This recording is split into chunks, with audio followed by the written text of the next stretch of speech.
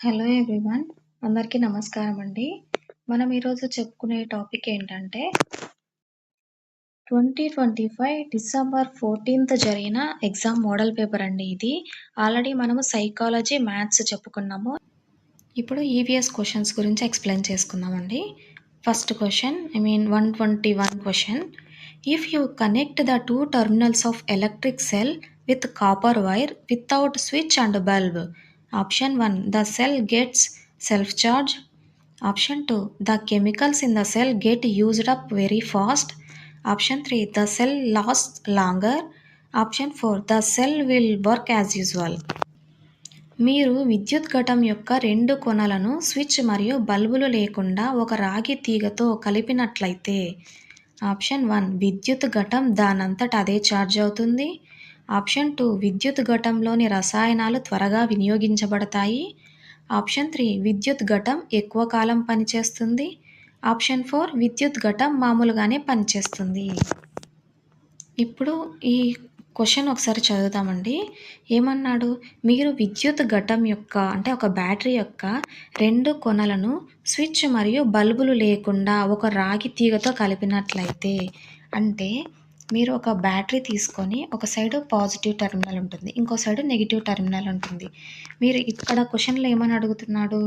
ఈ పాజిటివ్ టెర్మినల్‌ని ఒక copper wire తీసుకొని డైరెక్ట్ నెగిటివ్ టెర్మినల్‌కి కలిపినట్లయితే ఏమవుతుంది అని అడుగుతున్నాడు. ఇప్పుడు సాధారణంగా electric cell, wire, bulb, switch ఇలా సర్క్యూట్ ఉంటుంది. అంటే ఇప్పుడు ఒక బ్యాటరీ ఉంటుంది, తర్వాత ఇక్కడ ఒక బల్బ్ ఉంటుంది, ఇది బల్బ్ అనుకోండి. నెక్స్ట్ ఇక్కడ స్విచ్ ఉంటుంది, ఓకేనా అండి? ఇక్కడ స్విచ్ ఉంటుంది. ఇప్పుడు మామూలుగా ఈ సాధారణంగా ఇలా electric cell, wire, bulb, switch ఇలా అన్నిటితో కలిపి ఒక సర్క్యూట్ ఉంటుంది. అప్పుడు ఏమవుతుంది? కరెంట్ బల్బు ద్వారా ప్రయాణిస్తుంది, బల్బు వెలుగుతుంది, సెల్ నెమ్మదిగా ఖర్చు అవుతుంది. మామూలుగా అండి ఇది సాధారణంగా జరిగే ప్రాసెస్. కానీ మనకి ప్రశ్నలో ఏమిచ్చాడంటే సెల్ యొక్క పాజిటివ్ అండ్ నెగిటివ్ టెర్మినల్స్‌ని నేరుగా వైర్‌తో కలపమన్నాడు. ఇప్పుడు మధ్యలో బల్బు లేదు, రెసిస్టెన్స్ ఏది లేదు. సో దీనిని షార్ట్ సర్క్యూట్ అంటారు.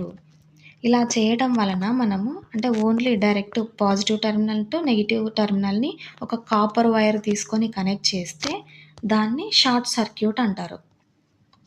సో దీనిని షార్ట్ సర్క్యూట్ అంటారు. దీనివల్ల ఏమేం జరుగుతుంది?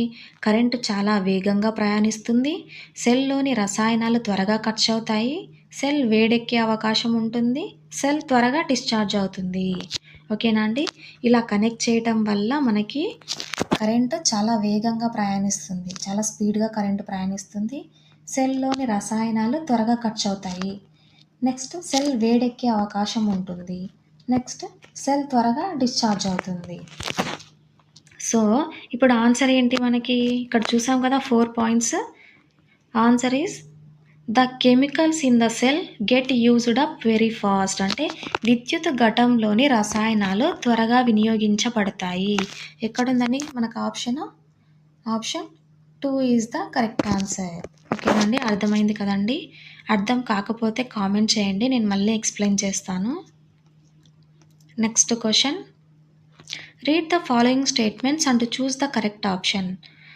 Assertion. The range of clinical thermometer is 35 degrees Celsius to 42 degrees Celsius. Reason. The temperature of human body normally does not go below 35 degrees Celsius or above 42 degrees Celsius. Question ఏమిచ్చాడంటే అండి, కింది ప్రవచనాలను చదివి సరైన ఐచ్ఛికమును ఎంచుకోండి. అంటే భావన ఇచ్చాడు, కారణం ఇచ్చాడు. భావన ఏంటి? క్లినికల్ థర్మామీటర్లో ఉష్ణోగ్రత వ్యాప్తి 35 డిగ్రీస్ సెల్సియస్ నుండి 42 డిగ్రీస్ సెల్సియస్ ఉంటుంది అంటున్నాడు. కారణము, మానవ శరీర ఉష్ణోగ్రత సాధారణంగా 35 డిగ్రీస్ సెల్సియస్కు తగ్గదు లేదా 42 డిగ్రీస్ సెల్సియస్ కన్నా పెరగదు అన్నాడు. ఇక్కడ మనకు ఇచ్చిన ఆప్షన్స్ ఏంటి? Option 1, both A and R are correct and or is the correct explanation of A. Second option, both A and R are correct but or is not correct explanation of A. Third one, both A and R are incorrect. Fourth one, A is correct but R is incorrect అన్నాడు. What is the correct answer? ఇప్పుడు చూడండి, assertion ఏమిచ్చాడు మనకి? Clinical thermometer 35 degrees Celsius నుండి 42 degrees వరకు ఉంటుంది. అంటే దీన్ని మనము సెల్సియస్ కంటే మనం ఫారెన్ హీట్స్లలో ఎక్కువ మనకు అలవాటు అవుతుంది కదండి ఇది. సో ఎంత ఉంటుంది? 95 degree ఫారెన్ హీట్ నుంచి 107.6 degree ఫారెన్ హీట్ వరకు ఉంటుంది. ఇది కరెక్టే కదండి. మన బాడీ టెంపరేచర్ మనకు ఈ క్లినికల్ థర్మోమీటర్ యొక్క పరిధి అనేది కరెక్టే కదా. సో ఇది కరెక్ట్, అంటే అజర్షన్ అనేది కరెక్టే. నెక్స్ట్, ఎందుకంటే క్లినికల్ థర్మోమీటర్ మనుషుల శరీర ఉష్ణోగ్రతను కొలవటానికి ఉపయోగిస్తారు. మనిషి శరీర ఉష్ణోగ్రత సాధారణంగా ఈ పరిధిలోనే ఉంటుంది. ఇందాక చెప్పుకున్నాం కదా, ఈ పరిధిలోనే ఉంటుంది. సో అందుకే క్లినికల్ థర్మోమీటర్ యొక్క పరిధి 35 degrees సెల్సియస్ నుండి 42 degrees సెల్సియస్ వరకు ఉంటుంది. సో ఈ భావన అనేది కరెక్ట్. నెక్స్ట్ రీజన్ ఇచ్చాడు. ఏమిచ్చాడు? మనిషి శరీర ఉష్ణోగ్రత సాధారణంగా 35 degrees సెల్సియస్ కంటే తక్కువగా లేదా 42 degrees సెల్సియస్ కంటే ఎక్కువగా ఉండదు. ఇది సరైన కారణం కాదా? ఇది కూడా కరెక్ట్ కారణమే. ఎందుకంటే సాధారణ శరీర ఉష్ణోగ్రత ఎంత? అప్రాక్సిమేట్గా 37 degrees సెల్సియస్ ఉంటుంది. ఎక్కువ జ్వరం ఉన్నప్పుడు కూడా సాధారణంగా 42 degrees సెల్సియస్ అయితే దాటదు. చాలా తక్కువ కూడా 35 degrees కంటే తగ్గదు. సో అందుకే క్లినికల్ థర్మోమీటర్ను 35 degrees సెల్సియస్ నుంచి 42 degrees సెల్సియస్ మధ్య తయారు చేస్తారు. ఓకేనా అండి? ఇది గుర్తుపెట్టుకోండి. సాధారణ మనిషి శరీర ఉష్ణోగ్రత 37 degrees సెల్సియస్ అంటే 98.6 degrees ఫారెన్ హీట్లో ఉంటుంది. ఓకేనా? C for Celsius, F for Fahrenheit. So option 1 is the correct answer. అంటే both A and R are correct and R is the correct explanation of A. Next question. Newton the SI unit of force can be express dash. బలానికి SI ప్రమాణమైన న్యూటన్ను ఈ విధంగా వ్యక్తపరచవచ్చు. Option 1 kg metre square second -2. Option 2 kg metre second -1. Option 3 kg metre second -2. Option 4 kg metre square second -1. ఇక్కడ చూడండి, మనకేమిచ్చాడు? బలానికి SI ప్రమాణమైన న్యూటన్ను ఈ విధంగా వ్యక్తపరచవచ్చు అని అడిగాడు. ఇప్పుడు బలానికి అంటే ఫోర్స్కి ఫార్ములా ఏంటి? F = m × a. ఇక్కడ F ఏంటి? ఫోర్స్ బలం, m అంటే ద్రవ్యరాశి మాస్, a అంటే యాక్సిలరేషన్ త్వరణం. ఇప్పుడు ఫోర్స్కి యూనిట్స్ ఏంటి? ఓకేనా అండి? ఇక్కడ న్యూటన్ రాసుకున్నాం. ఇక్కడ ఎక్స్ప్లెయిన్ చేశాను చూడండి. ఫోర్స్కి యూనిట్స్ ఏంటి? న్యూటన్. నెక్స్ట్ ద్రవ్యరాశికి కేజీ, త్వరణంకి మీటర్ పర్ సెకండ్ స్క్వేర్. ఈ సెకండ్ స్క్వేర్ని పైకి తీసుకెళ్తే -2 అవుతుంది. So Newton = kg × metre per second square or metre second -2. ఓకేనండి? అర్థమైంది కదండి? So option 3 is the correct answer. Next question. This cannot be charged easily by friction. Option 1 a wooden scale. Option 2 an inflated balloon. Option 3 a plastic come. Option 4 a copper rod. ఘర్షణ ద్వారా తేలికగా ఆవేశితం చేయలేనిది. Option 1 చెక్క scale.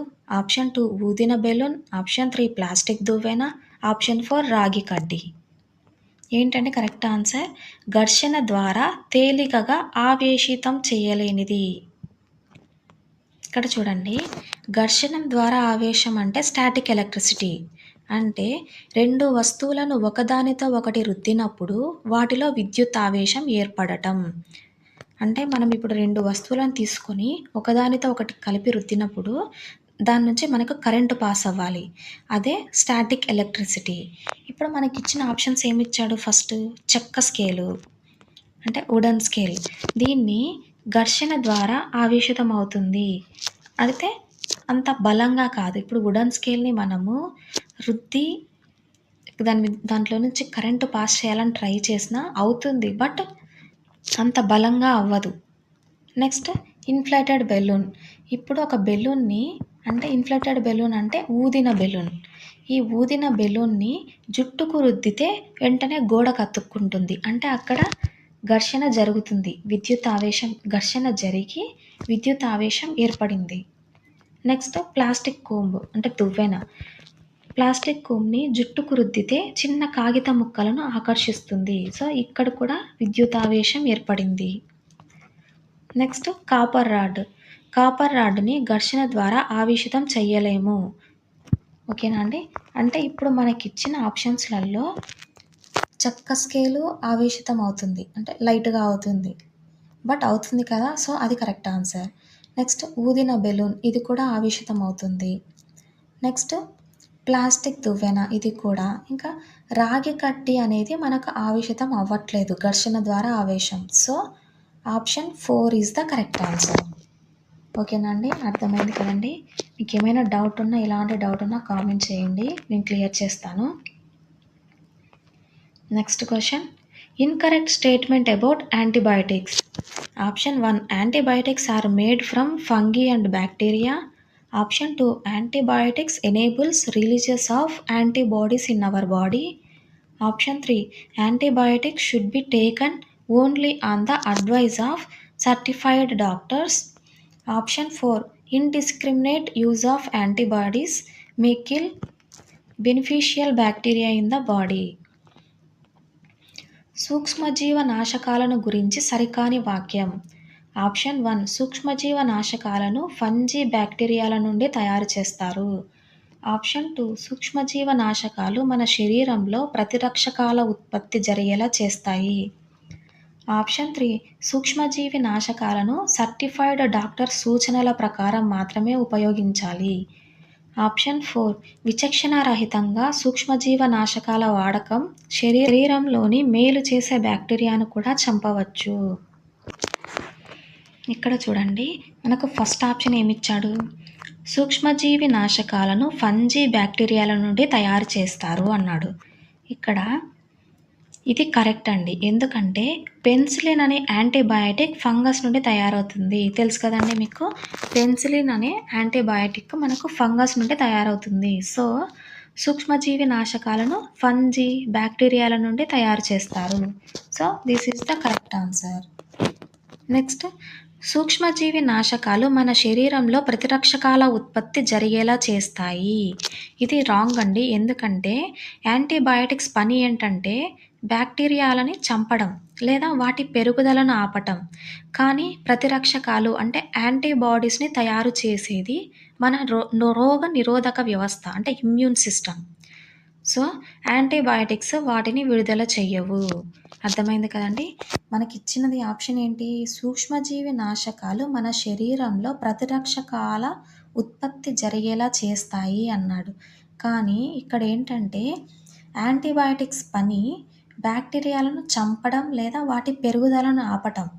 కానీ ప్రతిరక్షకాలను తయారు చేసేది మన నిరోధక వ్యవస్థ అంటే ఇమ్యూనిటీ సిస్టమ్. యాంటీబయాటిక్స్ వాటిని విడుదల చెయ్యవు. So, this is the wrong answer. Option సూక్ష్మజీవ నాశకాలను సర్టిఫైడ్ డాక్టర్ సూచనల ప్రకారం మాత్రమే ఉపయోగించాలి. ఇది కరెక్ట్ అండి. ఎందుకంటే తప్పుగా వాడితే శరీరానికి హాని కలుగుతుంది. అంటే డాక్టర్ ప్రిస్క్రిప్షన్ లేకుండా మనము ఎలాంటి యాంటీబయాటిక్స్‌ని వాడకూడదు. నెక్స్ట్ ఆప్షన్ విచక్షణారహితంగా అంటే ఎక్కువగా సూక్ష్మజీవ నాశకాలను వాడకం శరీరంలోని మేలు చేసే బ్యాక్టీరియాలను కూడా చంపవచ్చు. ఇది కూడా కరెక్ట్ అండి. ఎందుకంటే మన శరీరంలో మంచి బ్యాక్టీరియా ఉంటాయి, చెడు బ్యాక్టీరియా ఉంటాయి. సో, యాంటీబయాటిక్స్ ఎక్కువ వాడితే ఈ మంచి బ్యాక్టీరియా ఉంటుంది కదా, అది నశించవచ్చు. So, this is the correct option. So, మనకి క్వెషన్ ఏమడిగాడు? సూక్ష్మజీవ నాశకాలను గురించి సరికాని వాక్యం అన్నాడు. ఏంటండి సరికాని వాక్యం? ఆప్షన్ 2 సూక్ష్మజీవ నాశకాలు మన శరీరంలో ప్రతిరక్షకాల ఉత్పత్తి జరిగేలా చేస్తాయి. Next question, read the following and identify correct matching. List 1 lysosome, ribosome, Golgi complex, SER. List 2 function of lysosomes, membrane biogenesis, enzymes digest their own cell, protein synthesis. క్రింది వాటిని చదవండి, సరైన జతను గుర్తించండి. లిస్ట్ 1 లైజోజోమ్, రైబోజోమ్, గాల్జీ సంక్లిష్టాలు. List 2 లైజోజోమ్లో ఏర్పడుట, కణత్వచ జీవోత్పత్తి, తన సొంత కణాన్ని జీర్ణం చేసే ఎంజైమ్లు, ప్రోటీన్ సంశ్లేషణ. ఇక్కడ చూడండి, ఫస్ట్ లైజోజోమ్. లైజోజోమ్లో జీర్ణిక ఎంజైమ్లు ఉంటాయి. ఇవి పాడైన కణ భాగాలను జీర్ణం చేస్తాయి. అందుకే దీనిని suicide bag of the cell అని కూడా అంటారు. అంటే ఏంటి, ఇప్పుడు లైజోజోమ్ తన సొంత కణాన్ని జీర్ణం చేసే ఎంజైమ్లు. ఓకేనండి. ఏమన్నాడు ఇక్కడ, లైజోజోమ్లో జీర్ణక ఎంజైమ్లు ఉంటాయి. ఇవి పాడైన కణ భాగాలను జీర్ణం చేస్తాయి. అందుకే దీన్ని suicide bag of the cell అని అంటారు. ఓకేనా అండి. సో లైజోజోమ్ తమ సొంత కణాన్ని జీర్ణం చేసే ఎంజైమ్. ఎక్కడున్నది లైజోజోమ్ తన సొంత కణాన్ని జీర్ణం చేసే ఎంజైమ్. సో ఏ అనేది 3. Next ribosome. రైబోజోమ్ ప్రధానంగా ప్రోటీన్ల తయారీ చేస్తుంది. సో రైబోజోమ్ అంటే ఏంటి, ప్రోటీన్లు తయారు చేస్తుంది. సో ప్రోటీన్ సంశ్లేషణం. నెక్స్ట్ గాల్జీ కాంప్లెక్స్, గాల్జీ సంక్లిష్టాలు. గాల్జీ సంక్లిష్టం సెల్లులో పదార్థాలను ప్యాక్ చేసి పంపుతుంది. అలాగే లైజోజోమ్స్ కూడా గాల్జీ నుండి ఏర్పడతాయి. ఓకేనా అండి. సో గాల్జీ కాంప్లెక్స్ అనేది ఏంటి, లైజోజోమ్స్ ఏర్పడుట. మనకిచ్చిన ఆప్షన్స్లలో ఇది. నెక్స్ట్ 4th వన్ ఎస్ఏఆర్ అంటే స్మూత్ ఎండోప్లాస్మిక్ రెటిక్యులం, నునుపు అంతర్జీవ ద్రవ్యజాలం. ఈ ఎస్ఏఆర్ కణంలో కణత్వచ జీవోత్పత్తిలో సహాయం చేస్తుంది. ఓకేనండి. ఈ ఎస్ఈఆర్ అంటే ఏంటి, స్మూత్ ఎండోప్లాస్మిక్ రెటిక్యులం అంటే నునుపు అంతర్జీవ ద్రవ్యజాలం. ఇది కణత్వచ జీవనోత్పత్తికి యూజ్ అవుతుంది. సో ఆప్షన్ డి అనేది 2. What is the correct answer, option 1. ఓకేనా. A3, B4, C1, D2. Next question, these have a negative impact on crop production from the following. Option A untimely rain patterns, option B weather conditions across seasons, option C leaving the crop waste in the field, option D long and hot summers. క్రింది వాటిలో పంట దిగుబడిపై దుష్ప్రభావాన్ని చూపేది. Option A అకాల వర్షాలు, option B ఋతువుల వారి వాతావరణ పరిస్థితులు, option C పంట వ్యర్థాలను పొలంలోనే వదిలేయటం, ఆప్షన్ డి సుదీర్ఘమైన వేడిమితో కూడిన వేసవికాలం.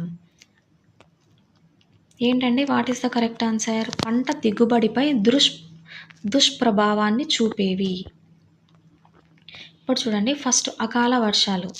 అకాల వర్షాలంటే పంటలు పెరుగుతున్న సమయంలో లేదా కోత సమయంలో అకస్మాత్తుగా వర్షాలు పడితే పంటలు పాడవుతాయి, గింజలు మొలకెత్తుతాయి, దిగుబడి తగ్గుతుంది.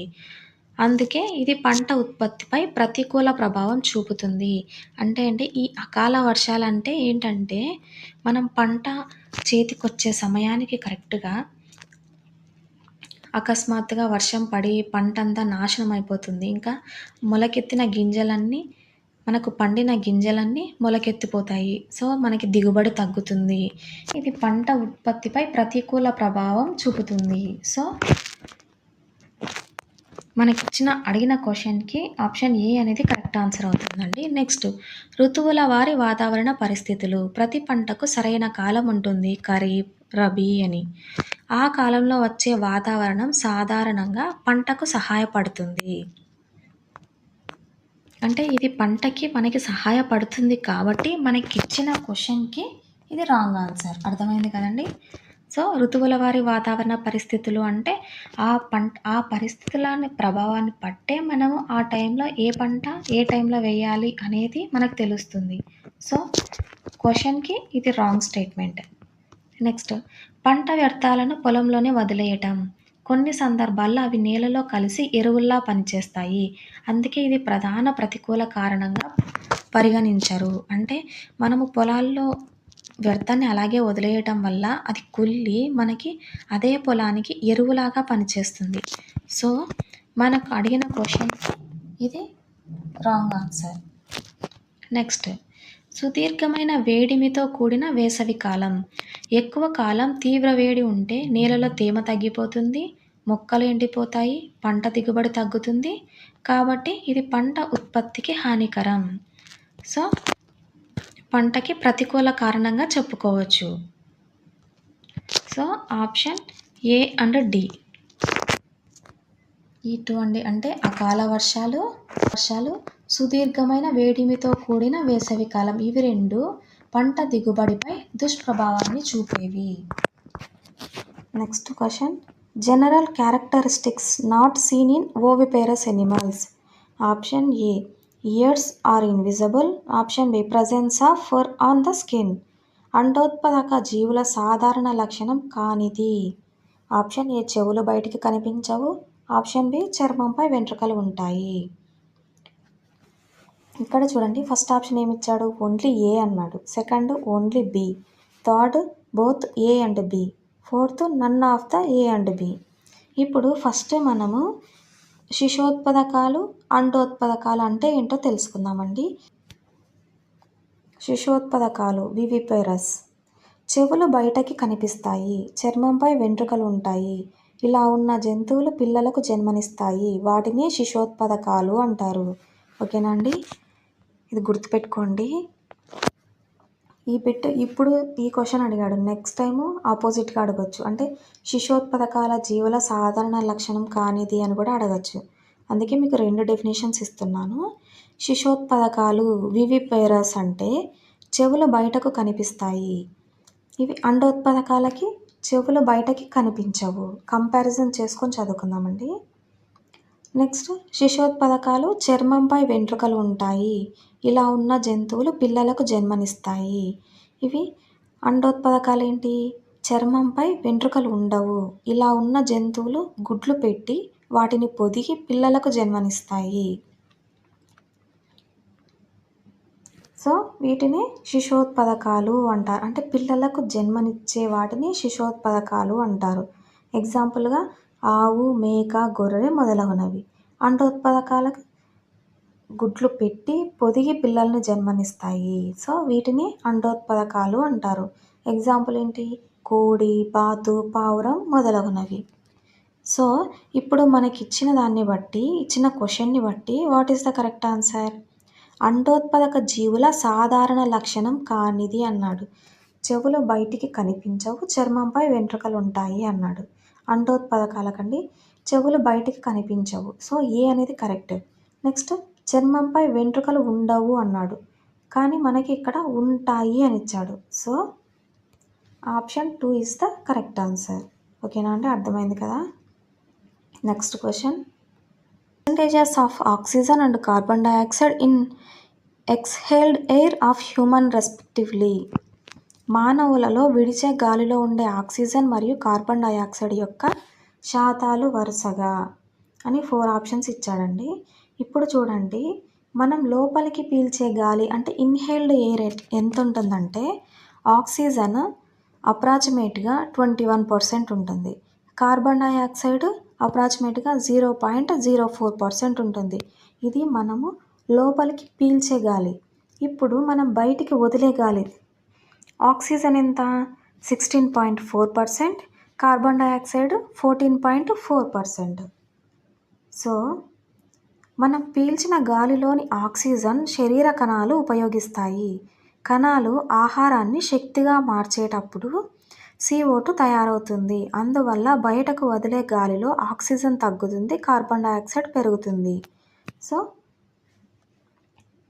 ఆక్సిజన్ ఎంత 16.4%, కార్బన్ డైఆక్సైడ్ 4.4%. అర్థమైంది కదండి. So option 4 is the correct answer. 16.4:4:4.4. Next question. In paddy cultivation, step A is done after adding fertilizers and step B is done after protecting from weeds. Identify A and B. Option 1 A irrigation, B harvesting. Option 2 A harvesting, B irrigation. Option 3 A winnowing. Option B threshing. Option 4 winnowing, crushing.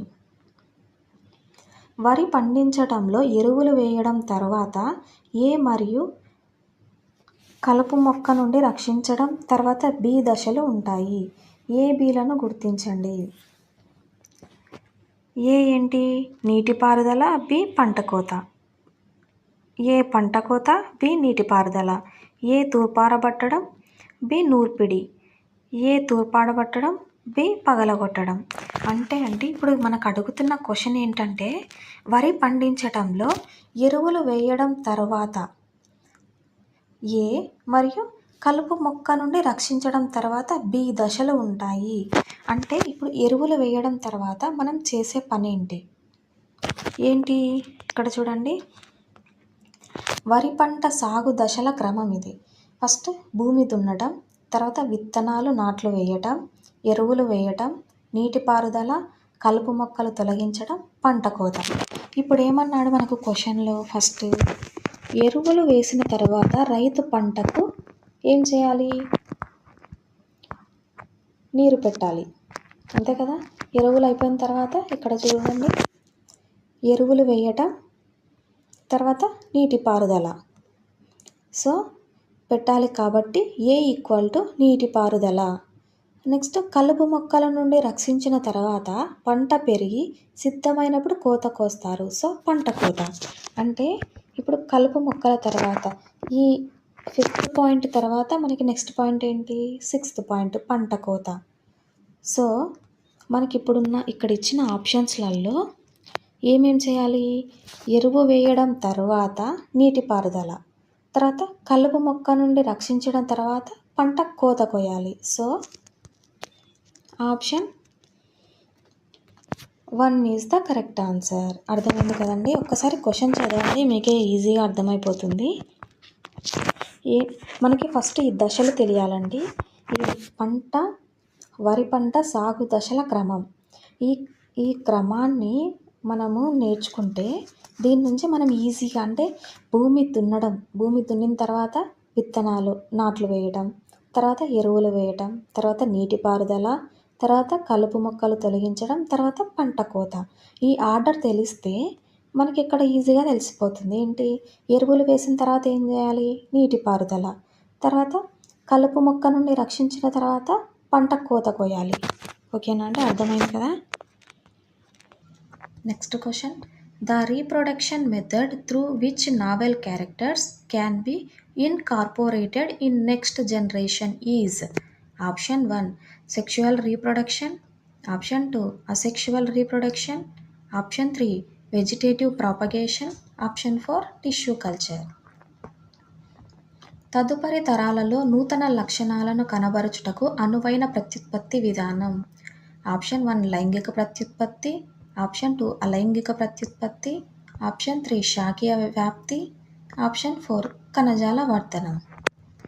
ఇక్కడ అండి first మనము ఏమని అడిగాడు question? తదుపరి తరాలలో నూతన లక్షణాలను కనబరుచుటకు అనువైన ప్రత్యుత్పత్తి విధానం అన్నాడు. అంటే నెక్స్ట్ జనరేషన్లో నూతన లక్షణాలను అంటే కొత్త లక్షణాలను కనబరచడానికి అనువైన ప్రత్యుత్పత్తి ఏంటి అన్నాడు. ఫస్ట్ లైంగిక ప్రత్యుత్పత్తి అంటే ఏంటో చూద్దాము. లైంగిక ప్రత్యుత్పత్తిలో తల్లిదండ్రులు అంటే మేల్ ప్లస్ ఫీమేల్ పాల్గొంటారు. వీరిద్దరి జీన్స్ కలిసిపోతాయి. సో జీన్స్ కలిసినప్పుడు కొత్త లక్షణాలు ఏర్పడతాయి. అందువలన కొత్త తరంలో కొత్త లక్షణాలు కనిపించే అవకాశం ఎక్కువ. ఎగ్జాంపుల్ ఏంటి? మనుషులు, జంతువులు మరియు పుష్పించే మొక్కలు. వీటిలో కొత్త లక్షణాలు కనిపించే అవకాశం ఎక్కువ.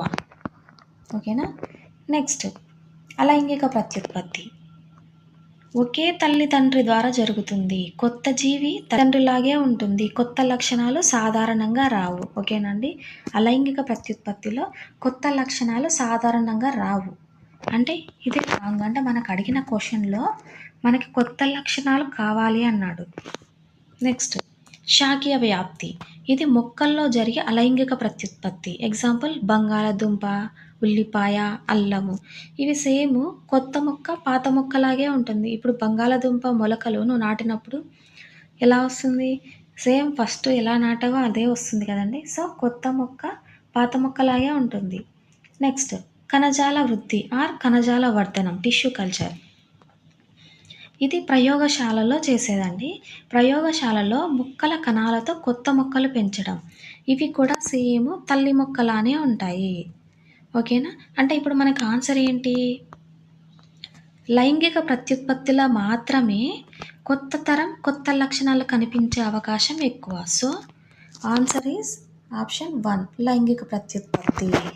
ఓకేనా అండి? Next question. Find the correct pair of endemic species of Panchmahi Biosphere Reserve. Option 1 cheetal and jamun. Option 2 sal wild mango. Option 3 fern giant squirrel. Option 4 chinkara barking deer. Pachmarhi జీవావరణ reserve యొక్క ఎండమిక్ జాతులలో సరైన జతను గుర్తించండి. Option 1 చీతల్ నేరేడు. Option 2 సాల్ అడవి మామిడి. Option 3 fern పెద్ద ఉడత. ఆప్షన్ 4 చింకార మురిగే జింక. అసలు ఫస్ట్ మనకి ఇక్కడ క్వశ్చన్ ఏమి ఇచ్చాడండి? పచ్మర్హి జీవావరణ రిజర్వ్ యొక్క ఎండమిక్ జాతులలో అన్నాడు.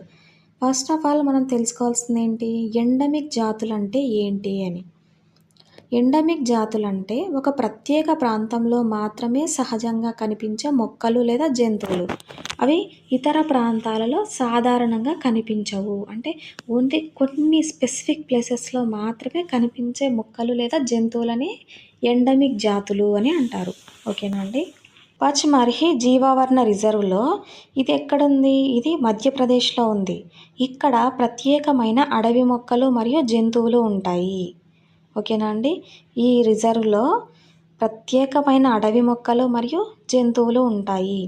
సాల్ అడవి మామిడి పచ్మర్హి జీవావరణ రిజర్వ్కు సంబంధించిన స్థానిక జాతులు. అంటే అండి ఇవి చాలా రేర్గా దొరికేవి. సాల్ అడవి మామిడి.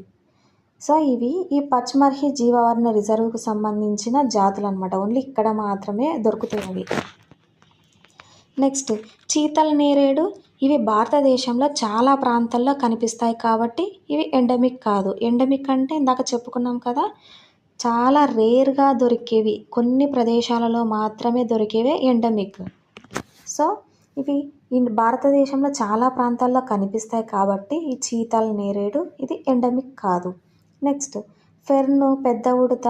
ఇవి ఇతర అడవుల్లో కూడా ఉంటాయి. అంటే చాలా అడవులలో ఉంటాయి. చింకార మురిగే జింక. ఇవి ప్రధానంగా ఎడారి లేదా ఇతర అడవుల్లో కనిపిస్తాయి. అంటే ఇవన్నీ రెగ్యులర్గా ఎక్కడో చోట కనిపిస్తున్నాయి కదండి. ఈ చీతల్ నేరేడు, ఫెర్న్ పెద్ద ఉడత, చింకార మురిగే జింక ఇవన్నీ ఎక్కడో చోట కనిపిస్తూ ఉన్నాయి. బట్ ఈ సాల్ అడవి మామిడి అనేవి ఎక్కడ కనిపించవు. సో, ఇవి ఎండమిక్లు.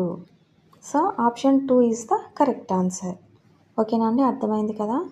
మనకి ఎండమిక్ జాతులు అని ఏంటో తెలుసుకుంటే మనకి ఈజీగా అర్థమైపోతుందండి. Next question. The first Indian satellite Aryabhata was launched in the year. భారతదేశపు మొట్టమొదటి ఉపగ్రహమైన ఆర్యభట్టను ప్రయోగించిన సంవత్సరము. Option 1 1985. Option 2 1959. Option 3 1975. Option 4 1963. What is the correct answer? భారతదేశం తయారు చేసిన మొదటి ఉపగ్రహం పేరు ఆర్యభట్ట. దీనిని 19th ఏప్రిల్ 1975న అంతరిక్షంలోకి పంపారు. ఎవరు పంపారు? ఈ ఉపగ్రహాన్ని ఇస్రో అంటే ఇండియన్ స్పేస్ రీసెర్చ్ ఆర్గనైజేషన్ తయారు చేసింది. ఓకేనా అండి? So, what is the year? 1975. Option 3 is the correct answer. Next question. of India in the world in the plant diversity with about 47,000 plant species is 42,000 రకాల వృక్ష జాతులతో భారతదేశం వృక్ష వైవిధ్యంలో ప్రపంచంలో ఎన్నవ స్థానంలో ఉంది? Option 1 10th place, option 2 7th place, option 3 12th place, option 4 6th place. ఇక్కడ చూడండి, ప్రపంచంలో చాలా రకాల మొక్కల జాతులు ఉన్నాయి. అందులో భారతదేశంలో మొత్తం 47,000 మొక్కల జాతులు ఉన్నాయి. సో ఈ సంఖ్య ఆధారంగా ప్రపంచంలో భారతదేశము ఎన్నవ స్థానంలో ఉంది? 10th place. So option 1 is the correct answer. ఓకేనా అండి? Next question, choose the correct statements regarding world population. Option A reached 100 crores in the year 1804. Option B reached 300 crores in the year 1959. Option C reached 600 crores in the year 1985. ప్రపంచ జనాభాకు సంబంధించి సరైన వాటిని గుర్తించండి. Option A 1804వ సంవత్సరానికి 100 కోట్లకు చేరుకుంది. Option B 1959వ సంవత్సరానికి 300 కోట్లకు చేరుకుంది. ఆప్షన్ సి 1985వ సంవత్సరానికి 600 కోట్లు చేరుకుంది. ఇందులో ఏది కరెక్ట్ స్టేట్మెంట్ అని అడుగుతున్నాడండి. ఇక్కడ చూడండి, ఏంటి correct statement? Option 4 A and B. అంటే 1804వ సంవత్సరానికి 100 కోట్లు చేరుకుంది. తర్వాత 1959వ సంవత్సరానికి 300 కోట్లు చేరుకుంది. So option 4 is the correct answer, A and B. ఓకేనా అండి? ఇంతటితో 121 నుంచి 135 క్వశ్చన్స్ వరకు ఎక్స్ప్లెయిన్ చేసుకుందామండి. నెక్స్ట్ వీడియోలో మిగతా క్వశ్చన్స్ గురించి ఎక్స్ప్లెయిన్ చేసుకుందాము. Thanks for watching. Please like, share and subscribe my channel. Thank you.